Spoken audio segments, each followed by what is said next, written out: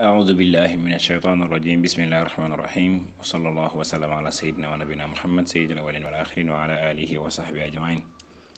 mbokk yi ñu ngi leen nuyu di leen ziara di leen baal xaq di leen ko baal di ñaan borom bi boole ñu jéggal di fas yéene ñëwaat ak yéen ci seen leçon juróomeel ci fer ji bi ndiglante woon ak yéen incha allah mu mel ni léegi am nañ fukki xaraf ak ñeent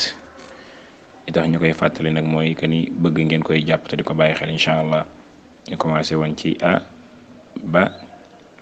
ja da ha wa za ha to ya ka la ma na ñu war a jàll incha allah ci fukk ak juróomeel bi ba ci juróom ñetteel bi incha allah muy so a fa do so a fa do so a fa